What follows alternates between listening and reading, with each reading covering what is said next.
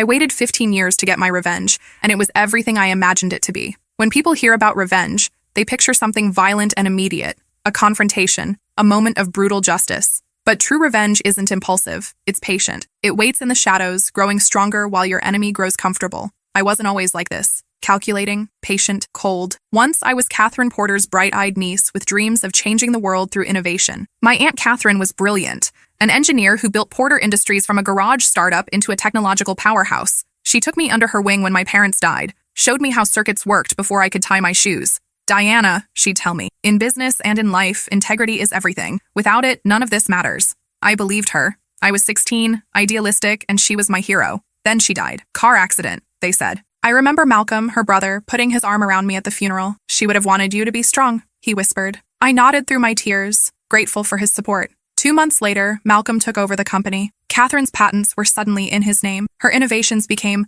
Porter's Breakthrough Technologies. Her picture disappeared from the company lobby. History rewritten. I was young but not stupid. Something felt wrong, but I had no proof, no power, and nowhere to go. Malcolm became my legal guardian. He enrolled me in boarding school, the best education money can buy. And I saw him maybe twice a year after that. When I graduated college with a double major in business and computer science, Malcolm offered me an entry-level position at Porter Industries. It's what Catherine would have wanted, he said, his smile not quite reaching his eyes. Family taking care of family. I accepted, not because I believed him, but because I needed to know what had really happened to my aunt. My revenge began the day Malcolm introduced me as my assistant to the board of directors.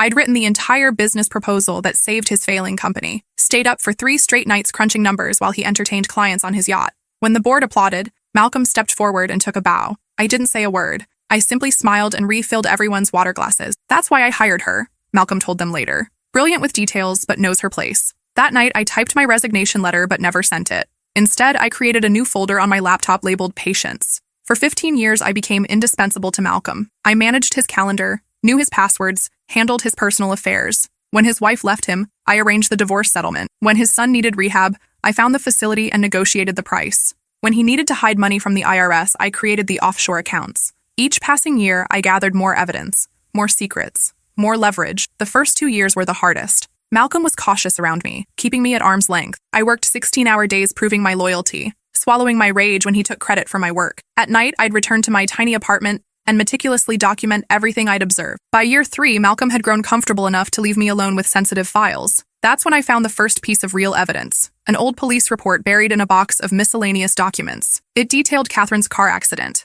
Driver's side impact at 65 mph. Death instantaneous. What caught my eye was a handwritten note in the margin. Evidence of tampering with brake lines inconclusive. Case closed per directive. My hands shook as I photographed the report. That night, I cried for the first time since Catherine's funeral. Not from sadness, but from vindication. I wasn't crazy. Something had happened to her. But one document wasn't enough. I needed more. In year 4, Malcolm promoted me to executive assistant after I saved an important client relationship. He'd botched a presentation, insulting the client's product vision. After he left, I stayed behind and worked through the night redesigning their proposal. When the client signed a 7-figure contract, Malcolm took all the credit. But he also gave me a key to his office. You've earned this, he said, dropping the key in my palm. I need someone I can trust. I nodded. The weight of the key nothing compared to the weight of my patience. That key opened more than his office. It opened file cabinets, storage rooms, and eventually, a lockbox hidden behind the false bottom of his desk drawer. Inside was a thumb drive labeled CP Final. I waited a week before taking it, creating a perfect replica to leave in its place. When I finally viewed its contents in a coffee shop 3 cities away, I nearly vomited. The drive contained video footage of Malcolm arguing with Catherine in her office. The timestamp showed 11:43 p.m., the night before she died. It's my company too, Malcolm shouted, his face contorted with rage. I deserve those patents. Catherine stood her ground. You didn't design them. You didn't build them. You didn't invest a penny of your own money. The board will never approve. The video cut off as Malcolm lunged toward her. I sat in that coffee shop until closing time, the footage playing on loop in my head. I now had motive, but still not enough proof for legal action. Malcolm was too powerful, too connected with local authorities. If I moved too soon, I'd lose everything. So I waited, and I planned. Year 5 brought an unexpected complication. James Porter, Malcolm's 16-year-old son. Malcolm's ex-wife had reached her breaking point, dumping the troubled teenager on his father's doorstep before moving to Europe with her new husband. I need you to deal with this, Malcolm told me, gesturing toward James, who stood sullenly in the corner of the office. Find him a good school. Keep him out of trouble. Keep him away from me.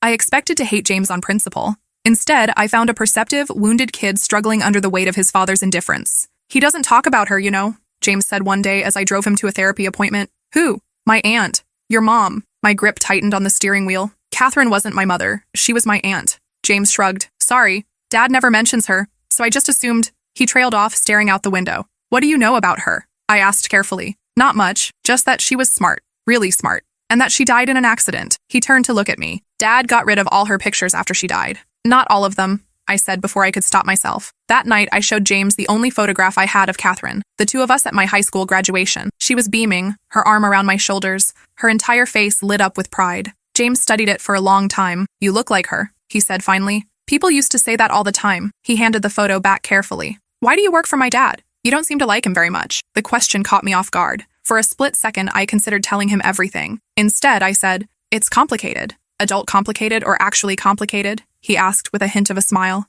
Actually complicated. James nodded as if this made perfect sense. Most things are, once you look closely enough. By year 7, I had earned Malcolm's complete trust. I managed his schedule, screened his calls, and prepared his presentations. Behind the scenes, I was building my case, documenting financial irregularities, recording conversations, and making connections with key players in the industry. I also became James's de facto guardian. I attended his parent-teacher conferences, helped with college applications, and bailed him out when he experimented with drugs and alcohol. Episodes I carefully kept from Malcolm. Why do you care? James asked me once after I picked him up at 2 a.m. from a party gone wrong. It's not your job to deal with my mess. Maybe I see something in you worth saving, I replied. Or maybe you're just really good at your job, he said, his words slightly slurred, taking care of Porter family problems. I didn't answer, keeping my eyes on the road. The truth was more complicated than either option. In some twisted way, helping James felt like honoring Catherine. She would have wanted me to protect him, regardless of his father's sins. Year 10 brought a critical breakthrough. Malcolm, increasingly reckless with his success, began cutting regulatory corners on a new product line. When safety concerns emerged, he buried the reports and fired the whistleblowers. I documented everything while publicly playing the loyal lieutenant. We need to delay the launch, I told him privately, showing him the test results. These failure rates are dangerous. Malcolm laughed. Since when are you risk-averse? We announce next week. The stock will soar, we'll fix the issues in version 2, and no one gets hurt. People could actually get hurt, I insisted. These devices could catch fire under certain conditions. He leaned back in his chair, studying me. You know what Catherine's problem was? She was too cautious, too ethical. It held her back. He pointed at me. Don't make the same mistake. I nodded, bile rising in my throat. That night, I anonymously sent the safety reports to a trusted journalist. When the story broke, Porter Industries' stock plummeted. Malcolm was furious, ordering an internal investigation to find the leak. I led the investigation myself, methodically eliminating suspects until only one remained, a low-level engineer with a history of complaints about management. Malcolm fired him personally, while I watched from the doorway. Another sin added to my growing ledger.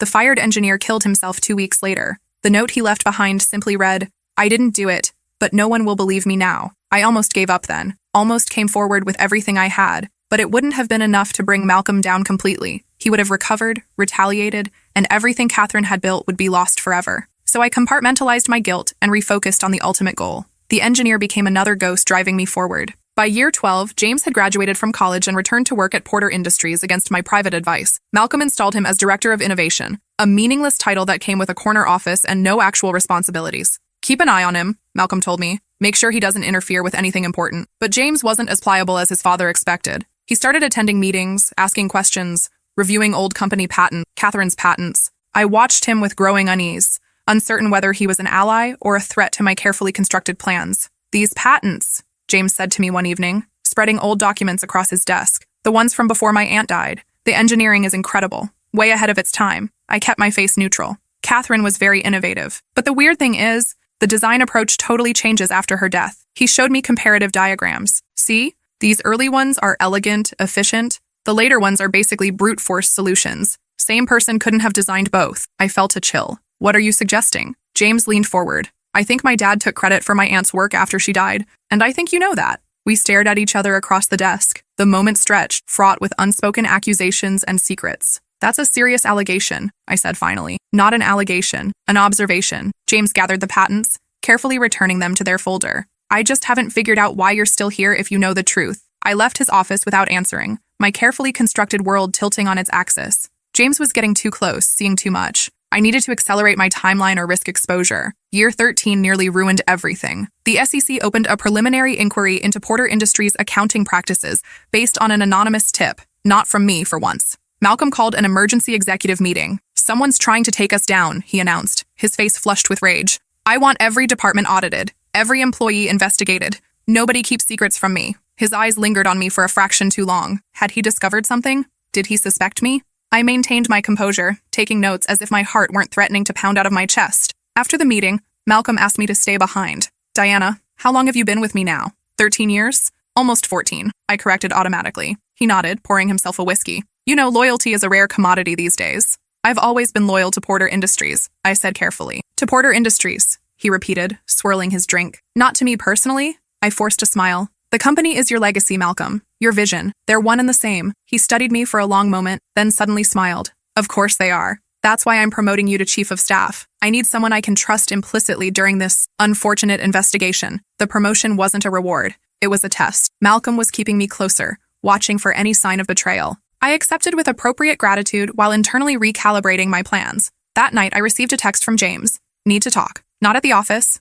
Important. We met at a 24-hour diner on the edge of town. James looked exhausted, his usual confidence replaced by nervous energy. Dad's panicking about this SEC thing, he said without preamble. I've never seen him like this. The inquiry will probably amount to nothing, I replied. The SEC investigates companies all the time. James leaned forward. He's destroying documents, Diana. I saw him feeding files into a shredder at 3 a.m. My pulse quickened. What kind of files? Old ones. From around the time Aunt Catherine died. James ran a hand through his hair. I managed to save a few pages. They don't make much sense on their own, but he slid a folded paper across the table. It was a partial insurance document. A life policy on Catherine Porter worth $10 million. The beneficiary was Malcolm. Did you know about this? James asked. I shook my head, the pieces clicking into place. The company was struggling before Catherine died. The influx of cash from this policy would have saved it. Along with taking control of her patents, James added. Pretty convenient timing. James, this is dangerous territory, I warned. If your father thinks you're digging into this, what? What would he do? James's eyes locked on mine. What are you not telling me, Diana?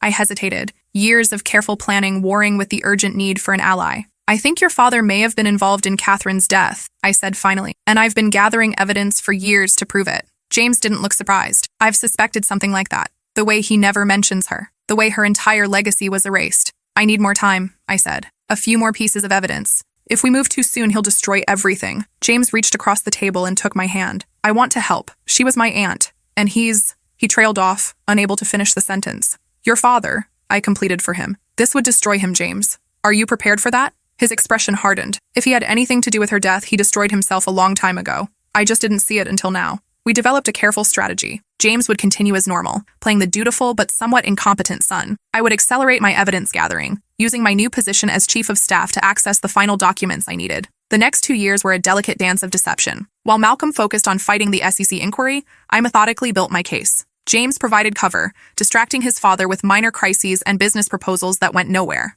I also made contact with Westridge Industries, Porter's chief competitor. Through carefully encrypted communications, I laid the groundwork for my eventual move, providing enough insider information to prove my value without crossing legal lines. Malcolm promoted me to Chief of Staff, but introduced me to important people as practically family. He never noticed how I documented everything, every questionable transaction, every mistress, every drunken confession. What would I do without you, Diana? He'd say, patting my shoulder like I was a loyal dog. One night, after a particularly successful board meeting, Malcolm invited me to dinner. He was 3 martinis in when he leaned across the table and said, You know, Catherine always said you had potential. Guess she was right about something. I kept my expression neutral. You don't talk about her much? Not much to say. He shrugged. Brilliant, but naive. No killer instinct.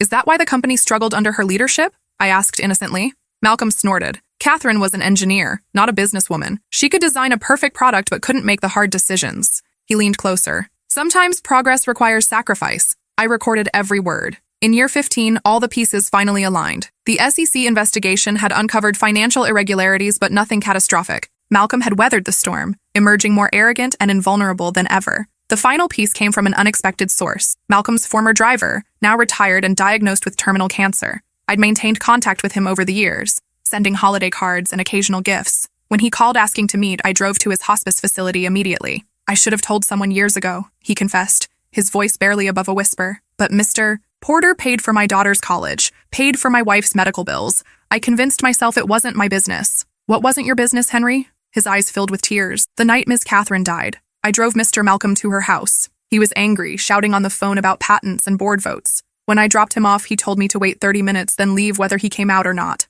Henry gripped my hand. I heard them arguing inside, then a crash. When he came out, his knuckles were bloody. Did you tell the police? Henry shook his head. Mr. Malcolm said it was a family matter. Next morning, we heard about the car accident. He closed his eyes. But I serviced Miss Catherine's vehicles myself. Those brakes were perfect. I recorded his statement, had it notarized, and added it to my evidence file, the final piece. On the 15th anniversary of my joining the company, Malcolm threw a small office party. Cheap champagne and a grocery store cake with my name spelled wrong. To Diana, he toasted, the backbone of this organization. Everyone clapped. I smiled. Actually, I said, my voice steady, I have an announcement too. Malcolm looked surprised. I'd never interrupted him before. I've accepted a position as CEO of Westridge Industries. The room went silent. Westridge was our biggest competitor. Malcolm laughed nervously. You can't be serious. I start Monday, I replied, sliding an envelope across the table. My resignation, effective immediately. His face flushed red. You can't just, I already have. I stood up. And Malcolm, I'm taking the Coleman account with me.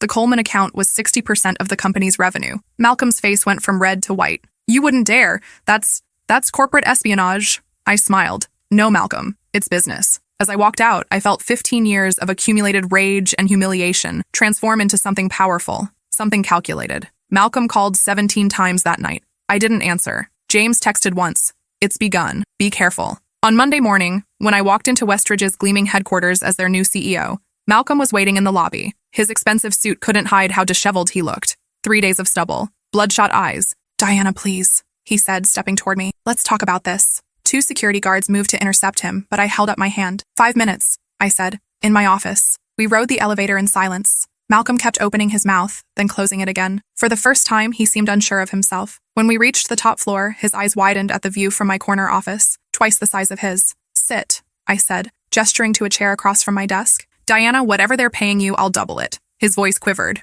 Triple it. I laughed. A real laugh. The kind I'd been holding back for 15 years. This isn't about money, Malcolm. Then what? Recognition? I'll make you partner. Co-CEO. Whatever you want. I sat down and opened my laptop. Do you remember Catherine Porter? His brow furrowed. My sister? What does she have to do with... Catherine Porter wasn't just your sister. She was also my mentor. My hero. Malcolm scoffed. Ancient history. What's your point? My point is that I know what happened the night before her accident. I turned my laptop to face him. Your driver was very thorough in his statement. The color drained from Malcolm's face as he saw Henry's notarized testimony. Henry's dying, I continued. He has nothing to lose by telling the truth now. That old fool is confused, Malcolm sputtered. It was years ago. His memory is failing. Perhaps, but the physical evidence isn't. I clicked to the next document, the police report with the note about tampered brake lines. Nor are the financial records showing you were nearly bankrupt before her death. Another click. Or the insurance policy naming you as beneficiary. Another click. Or this. The final image was the thumb drive contents. Malcolm lunging at Catherine, his face contorted with rage. You've been planning this for years. This whole time you've been learning from you, I finished. Watching how you destroy people, how you take what isn't yours, how you erase those who stand in your way. What do you want? He asked, his voice barely audible. Justice. Money then. Name your price. I leaned forward. You still don't understand. This isn't a negotiation. It's a reckoning. I pressed the intercom. Send them in. The door opened, and 3 people entered. An SEC investigator, Porter Industries' largest shareholder, and James. Malcolm's eyes widened at the sight of his son. James, what are you doing here? Choosing a side, James replied quietly. The right side. The next hour was systematic destruction. The SEC investigator detailed the expanded investigation now targeting Malcolm personally. The shareholder explained how the board had voted to suspend him pending criminal charges. And James outlined how he would be assuming temporary leadership of Porter Industries during the transition. This is a coup, Malcolm snarled. A conspiracy. No, I said calmly. This is consequences. When the others left, Malcolm remained seated, staring at me with naked hatred. 15 years, he said. You worked for me for 15 years just for this moment. I worked for Catherine's company, I corrected. You just happened to be sitting in her chair. He lunged suddenly, his hands reaching for my throat. I was prepared, stepping aside as security rushed in, restraining him as he shouted obscenities. You're nothing without me, he screamed as they dragged him out. I made you. No, Malcolm, I said, though he couldn't hear me anymore. Catherine made me. You just gave me a reason. In the following weeks, everything unraveled for Malcolm Porter. The SEC filed formal charges. The board removed him permanently. Old associates disappeared, unwilling to be caught in his downfall. The carefully constructed facade of business genius crumbled, revealing the fraud beneath. I watched from a distance, running Westridge Industries while quietly advising James on Porter's restructuring. We met weekly for strategy sessions that often turned personal. Did you always know? James asked one evening. About my father's involvement in Catherine's death? I suspected, I admitted. But suspicion isn't proof. I needed evidence that would stand up in court, and you spent 15 years getting it. He shook his head. That's dedication, or obsession, I said with a sad smile. I'm not sure there's much difference. What happens now? He asked. Between our companies, I mean. That depends on you. Competition or collaboration. James considered this. Aunt Catherine believed in collaboration, in building things that matter. Yes, she did. The decision was made during that conversation, though neither of us stated it explicitly. Within 6 months, we announced the merger of Porter and Westridge Industries under a new name, Catherine Porter Technologies. On the day we unveiled the plaque dedicating our new research center to Catherine, I visited Malcolm in prison, where he awaited trial. He'd aged a decade in 6 months. Come to gloat? He asked, his voice hoarse. I placed a file folder on the table between us. I came to give you these. Inside were photos of James at the dedication ceremony, standing tall, smiling, healing. He's doing well, I said, better than anyone expected. Malcolm's hands trembled as he touched the photos. Why are you showing me this? Because revenge wasn't everything I imagined it would be, I admitted. It didn't bring Catherine back. It didn't erase 15 years of working for a man I hated. Then what did you get out of all this? His voice was bitter. Perspective. I stood up. Your son is rebuilding what you destroyed. Not just the company, but the trust of everyone around it. Catherine's legacy lives on through him. Malcolm stared at the photos, something like regret flashing across his face. She would have been proud of him. Yes, she would. Not of me, though. He looked up, his eyes hollow. I was her little brother. She always tried to protect me, even from myself. For a moment, I glimpsed the man he might have been. Vulnerable, human, capable of reflection. Then his expression hardened again. The company would have failed under her leadership. I saved it. By killing her? I asked quietly. Malcolm flinched. It wasn't supposed to happen like that. We argued. She fell, hit her head on the corner of her desk. His voice dropped to a whisper. I panicked. The brakes were insurance. The confession hung in the air between us. After 15 years, the truth, spoken aloud at last. I'll make sure the prosecutor hears this, I said, standing up. Wait. Malcolm's hand shot out, gripping my wrist. Off the record, please, for James's sake. I gently removed his hand. James deserves to know the truth, all of it. As I turned to leave, Malcolm called after me. He's not like me, you know. James, he's like her. I paused at the door. I know. That's why there's still hope for Porter Industries. Outside the prison, I sat in my car for a long time, the weight of 15 years suddenly lifting. My phone buzzed with a text from James. How did it go? I started the engine before replying. He confessed. It's over. 3 dots appeared as James typed, disappeared, then reappeared. Finally, thank you for seeing this through. For her. For all of us. I drove back to the office, Catherine's office, now mine, and stood before the portrait we'd hung on the wall. Catherine Porter, brilliant engineer, visionary founder, mentor. The plaque beneath it read simply, Integrity is everything. Malcolm was sentenced to 20 years for Catherine's murder. The company thrived under our joint leadership, and slowly I learned to define myself by something other than revenge. On the 5th anniversary of the merger, James and I stood on the balcony of our new headquarters, watching employees stream into the building below. Do you think she would approve? James asked. Of what we've built? I thought about Catherine's brilliance, her integrity, her vision of technology that improved lives. Yes, I said. I think she would. And you? He turned to face me. Now that it's done, was it worth 15 years of your life? I considered the question carefully. Not for the revenge itself. That was hollow, in the end. But for this. I gestured at the building, the people, the future we were creating, for the chance to finish what she started. To make something meaningful from the wreckage. James nodded, understanding. To honor her legacy. And to build our own, I added. When people talk about revenge, they imagine something violent and immediate. They don't tell you about the aftermath, how the satisfaction fades, how the emptiness returns. They don't tell you that true justice isn't about destroying someone else's life, but about reclaiming your own, about transforming pain into purpose, about choosing, finally, to build rather than break. I waited 15 years to get my revenge, and it was everything I imagined it to be. But what came after? The healing, the creating, the living, that was something I never imagined at all. And it was better.